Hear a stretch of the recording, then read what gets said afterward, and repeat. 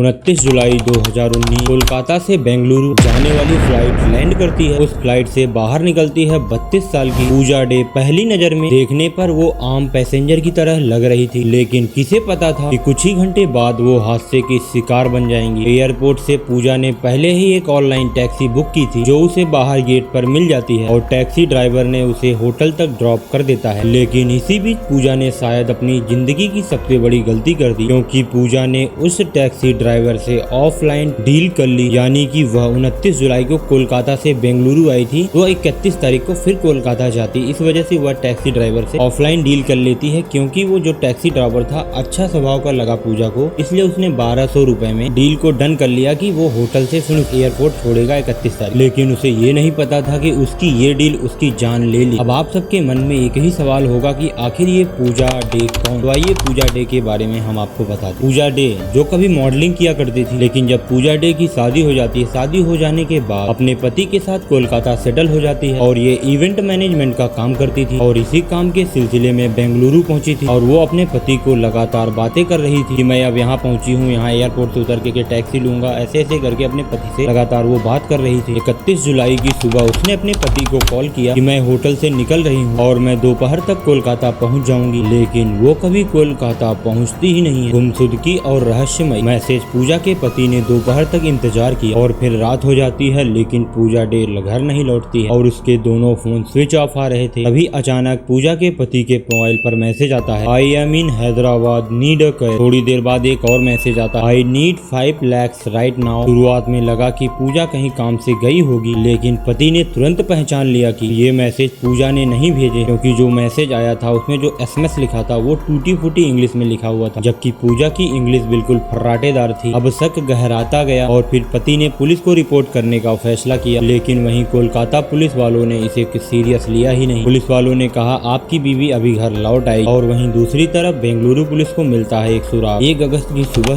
Airport से कुछ ही दूरी पर कुछ लोगों को एक महिला की डेड बॉडी मिलती है और उसके चेहरे को बुरी तरह से कुचला गया था। इस तरह कुचला गया था कि उसे पहचान पाना असंभव और उसके ऊपर 22 चाकू से हमले किए गए। फिर उसके पत्थर लेकर के उसके चेहरे को बेरहमी से कुचला गया और उस बॉडी के पास न तो फोन था, न तो ID था, न ही बैग था। और पोस्टमार्टम रिपोर्ट से निकलता है कि यह हत्या पिछले 24 से 48 घंटों के बीच में हुई थी। फिर उसके बाद बेंगलुरु पुलिस ने बॉडी का DNA और फिर कपड़े और तस्वीर को जांच किए तो और कई दिन इंतजार करने के बाद भी कोई भी क्लेम करने नहीं आया। अंत में बॉडी का अंतिम संस्कार कर दिया जाता है, लेकिन असली जांच तो यहीं से शुरू होती है। एक छोटे से धागे ने पूरी कहानी को उजागर कर दिया। उस महिला ने जो कपड़े पहने थे वो किसी ब्रांडेड शोरूम के थे। उसके बाद पुलिस वालों ने कपड़े के सीरियल नंबर को ट्रेस किया तो पता चला कि यह ड्रेस कोलकाता से ही खरीदी गई है। उसके बाद पुलिस वाले उस शोरूम में पहुंचते, शोरूम से डिटेल निकालते, फिर उसके बाद मिसिंग रिपोर्ट को चेक किया और फिर वहीं से नाम सामने आया पूजा डे। और उसके बाद पुलिस वालों ने परिवार को कपड़े और तस्वीर दिखाया गया। पति ने तुरंत पहचान लिया, यानी यह लावारिस बॉडी दरअसल पूजा सिंह की थी। जांच का जंजाल और असली कातिल बेंगलुरु पुलिस ने CCTV फुटेज को चेक किया तो 29 जुलाई को पूजा ने एयरपोर्ट से बाहर निकलकर जिस टैक्सी में बैठी थी वही कार दिखाई दी और फिर उस टैक्सी ड्राइवर की पहचान हुई। नाम था HM नागेश, जिसकी उम्र 25 साल थी। शॉकिंग की बात यह थी कि 31 जुलाई के बाद उसने एक भी कैब की राइड नहीं ली थी, यानी कि वह गायब हो गया। और उसके बाद जब पुलिस वाले नागेश को अरेस्ट कर लिए तो नागेश ने पहले झूठ बोला कि उसने पूजा डे को 29 जुलाई की रात होटल तक छोड़ा था बस। लेकिन जब पुलिस वालों ने 31 जुलाई की सुबह होटल के CCTV चेक करते हैं तो जिसमें साफ साफ दिख रहा था कि पूजा डे उसी टैक्सी में बैठी थी जिस टैक्सी से 29 जुलाई को वो होटल आई थी। और फिर यहीं पर नागेश टूट जाता है और अपना जुर्म कबूल कर लेता है। असल में नागेश ने कबूल किया कि पूजा के महंगे फोन और महंगे कपड़े और लाइफ स्टाइल देख करके उसके मन में लालच आ गया था और वो ऑनलाइन राइड का फायदा उठाते हुए और फिर उसने लूट और फिर हत्या की चाल बनाई। 31 जुलाई को जब पूजा कैब में बैठी, टैक्सी ड्राइवर नागेश उसे सुनसान इलाका में ले गया। दोनों मोबाइल और ATM और क्रेडिट कार्ड सब छीन लिया, लेकिन कैश सिर्फ 500 रुपए ही निकलता है। लालच में अंधा हो चुका नागेश भड़क गया और वहीं पूजा इसका विरोध कर रही थी और पुलिस की धमकी दे रही थी और घबराकर नागेश ने उसके ऊपर 22 बार चाकू से वार कर दिया और फिर पत्थर से पूरे चेहरे को बुरी तरह से कुचल देता है। इसके बाद नागेश ने उसके पति के पास उसी के फोन से हैदराबाद वाली नौकरी का मैसेज करता है और फिर जब वह मैसेज उसके पति के पास जाता है तो पति देख करके